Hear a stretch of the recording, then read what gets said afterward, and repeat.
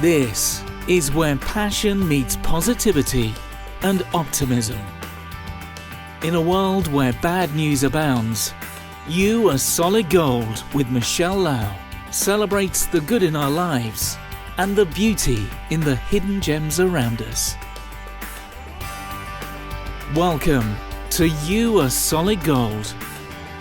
Here she is, international television host and QVC jewelry expert, Michele Lau. Hello and welcome to You Are Solid Gold, the travel edition.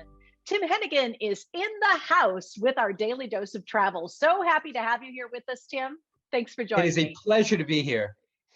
So Tim and I, in our podcast segment, we're talking about traveling to Norway. And I got so excited to think about this. So we wanted to invite him in. We're actually going to do a series on traveling Norway. And we're going to talk about some of the cities, some of the places that Tim likes to recommend. So get a pencil and paper ready. And remember, when you're ready to book a trip, you contact Tim Hennigan. I think you're really going to enjoy it. So Tim, if somebody is going for the first time, let's say I wanted to fly into Oslo, what is it like? And where would you take me?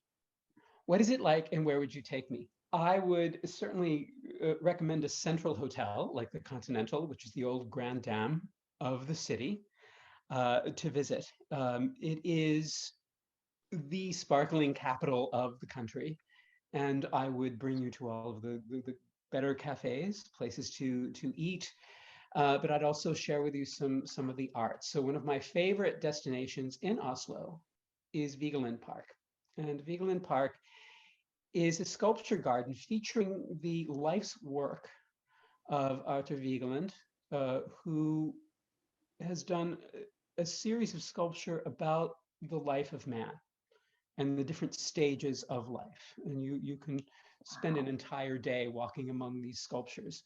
That sounds amazing. So I can just see it in my mind's eye, Tim. I can just see a beautiful day, the beautiful blue sky, all this incredible art around us. I'm in. This sounds amazing. So how much time could you spend at the sculpture park? Like, is it a large place? Is it an intimate place? No, it's a very large place. You could spend all day. All day. Wow. So, okay. So we had a little breakfast and then we went to the park and we saw all the beautiful sculptures. Where are you going to take me next? Maybe out of the city to the Holmenkollen ski jump, which is also a big thrill when Norway hosted the Winter Olympics. I remember seeing that. So we can go see that big ski jump. Can we actually spend some time there? Or you can. That park is available for the public to use.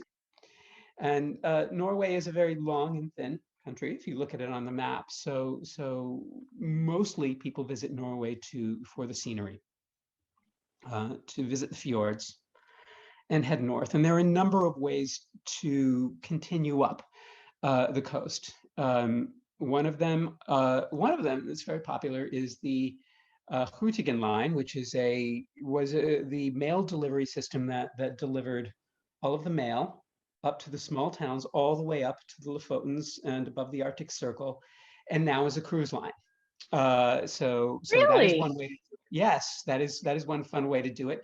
The other way is the Flam railway system, which is extremely popular and very decorative way to see I heard that it's one of the best ways to see the scenery there. But it is very popular with my clientele. Oh, I can imagine. That just sounds so romantic, to be on a train and to be able to look out over the fjords and to see all the incredible countryside. That sounds like a heck of a day, heck of a trip. But you know what? I might need a little shopping.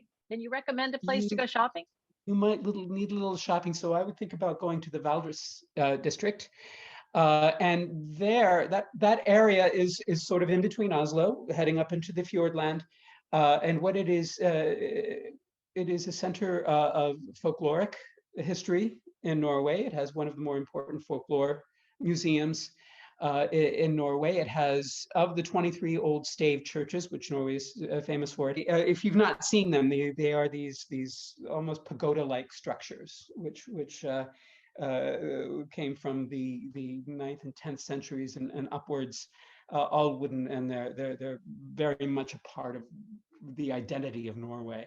The main thing that is produced in Norway would be silver jewelry, and there are places here, different shops and workshops that you can visit where you can watch the jewelry being made, and they're happy to sell you anything that you'd like to. Now you're talking my language. I live and breathe jewelry on QVC. I'm a jewelry expert on QVC for those that we've never met before. And I'm fascinated by that, to be able to come home from a trip with something other than maybe a t-shirt, a real keepsake in Norwegian, craftsmanship would be very, very exciting to me. So aside from jewelry making, what else is kind of a centerpiece for the Norwegian culture? What else would you recommend? Other what things types that of you foods? might want to bring home other than a t-shirt? Well, certainly, especially if you look at the tradition of the stave churches, wood carving is also something that they do very, very well up there. So and they have continued that tradition, and we'll talk about that a little bit later in one of the hotels we feature. They've very much kept that alive, so that is something as well that you might. So this would very likely be an itinerary that you would plan for your clients. Like if I had called you just out of the blue and we had never met, and I said, let's plan a trip into Oslo, this is what you would recommend. Now, in our future videos, we're going to get into some of the exciting things that are happening in tourism in Norway, in that they're really sort of tailoring vacations into an immersion in nature, aren't they? So I can't wait till we get into that. That is a very important part of Norwegian tourism these days. One of the more important things that you will find that they feature whenever you speak to them in the restaurants and the hotels is locally sourced food, which is very difficult to do in a Nordic climate, because you have a very short season, so there is a lot of freezing going on. But certainly the salmon and all of the fish that they have, they pride themselves on everything that has been grown and produced locally. The cheeses, wow. Things like that. So that will be very much a part of your trip wherever you go. They're going to talk about where the food came from, where it was fished from, who has made it, and the different things that are traditional in Norway, such as the confusing-looking brown cheese.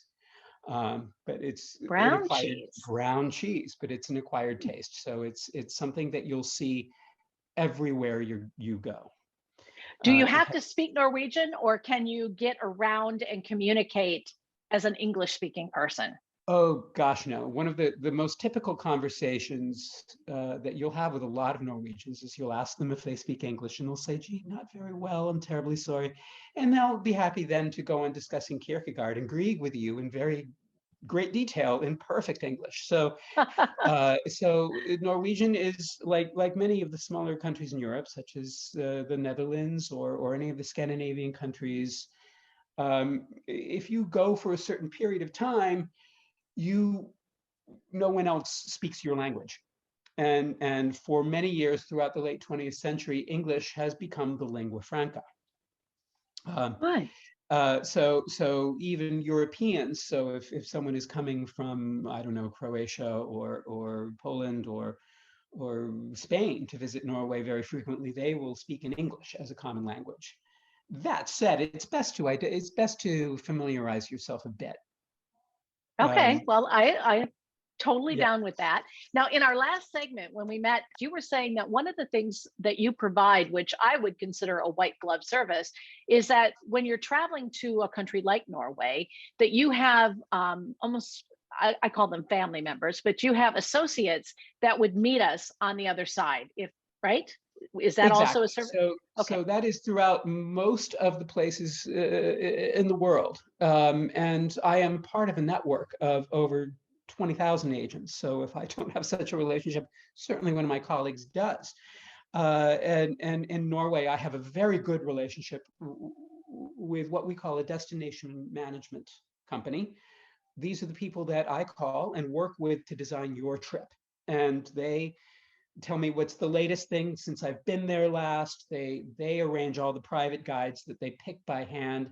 the drivers, they are the ones who are on the ground immediately if you need something in the destination there. And they very much tailor make your trip with me according to your specifications, your needs, and most importantly, your dreams.